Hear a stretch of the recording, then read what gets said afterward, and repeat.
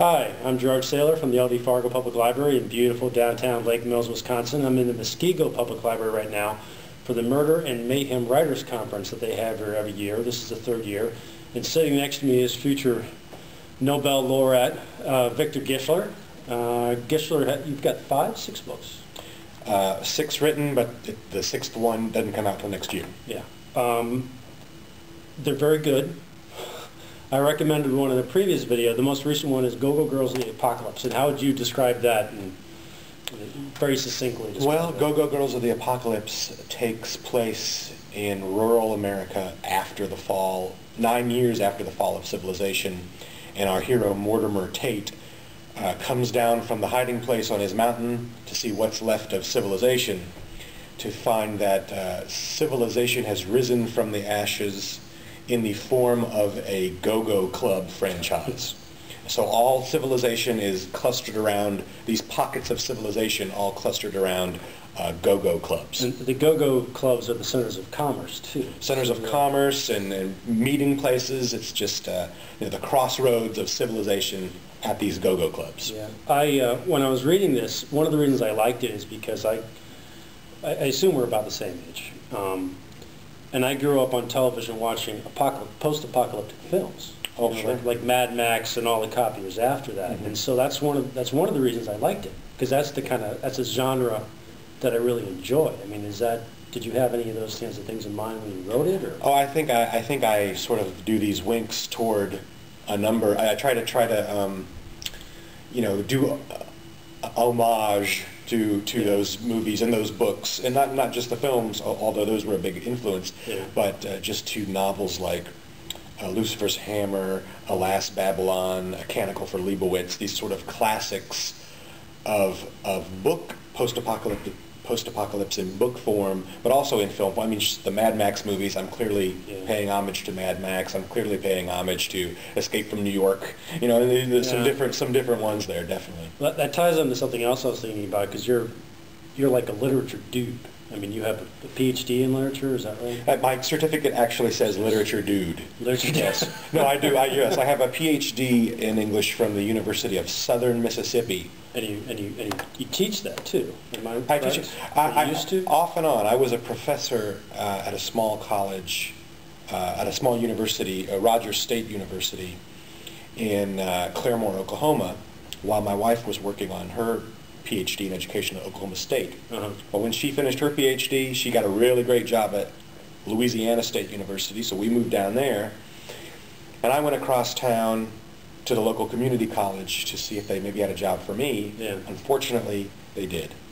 So I do write full-time, but I teach full-time too. But I do teach this really cool screenwriting class at the community college, and we have a lot of fun in there. So I do some teaching, writing. It's a lot to juggle sometimes. Well, it's kind of a contrast, because I mean, the books, I've only read the one book so far, but it's fun.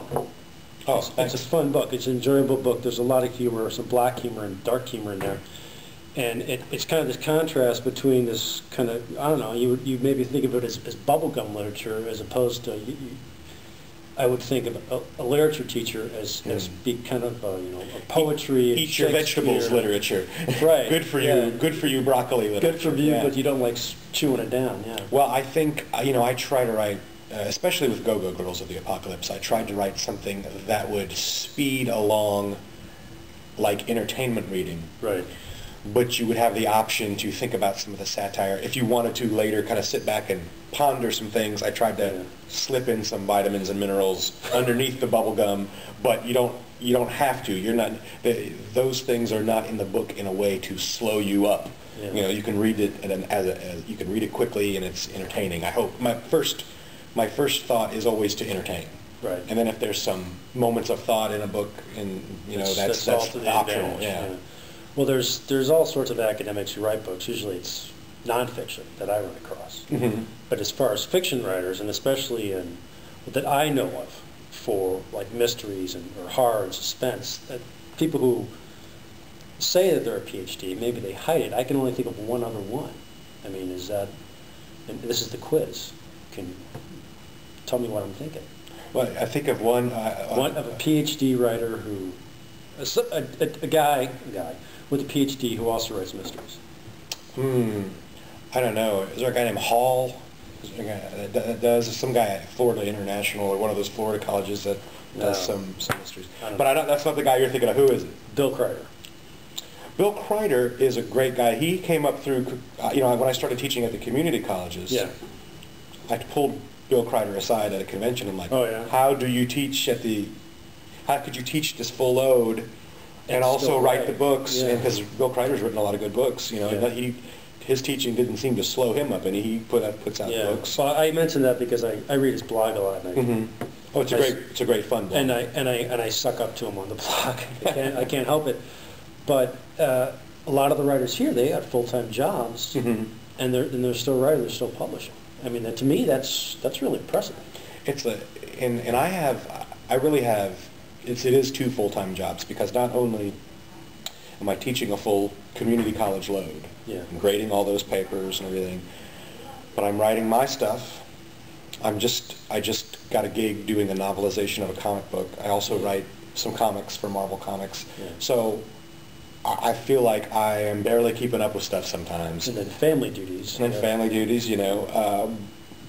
So I really, it's like I'm barely keeping up sometimes, but then it's like, well, you should not do so much. Oh, no, I don't want to give up any of my things that I'm doing, you know. So, yeah, it's a juggling act.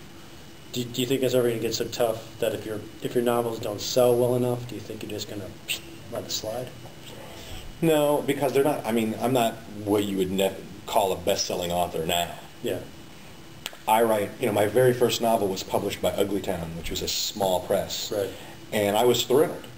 And, you know, my goal was never that I have to sell a lot of books or I'm not going to write novels. If I write novels and I sell and 10 people buy them, well, I'd rather more people than 10 buy them, but you know, I write them and whoever buys them, I want to, you know, when I create a novel, I want to sit back and think, there, I did something I wanted to do. I told the story I wanted to tell. Certainly, the more people that buy them, the better. You're writing for yourself more than I really, well, myself and like-minded people that want to read the kind of things that I would want to read. Except for that sweet, sweet vampire cash. Well, if I could get my fangs into that sweet vampire cash, oh man, because that was on your blog. Oh, I know. For the listener. So I know. If you go to my blog, go back to a few posts and you can read all that. VictorGischler.blogspot, something like that. Yeah, it's Victor Gischler's blog Apocalypse, and it's victorgischler.blogspot.com. Yeah, I'll do it in the After Nice. Effects. I'll put it right at the bottom. Like a scroll, like a CNN scroll. It'll be right. Bottom. Yeah, it'll be right. Car crash kills 3. Victor Gischler blogspot.com. That's nice. That'll be good. Gischler kills 5. Yeah. Well, I'm Gerard Saylor. This is What to Read, and I'm in Muskego Public Library with the great and mighty Victor Gischler. And thank you very much. Thank you, sir. You betcha.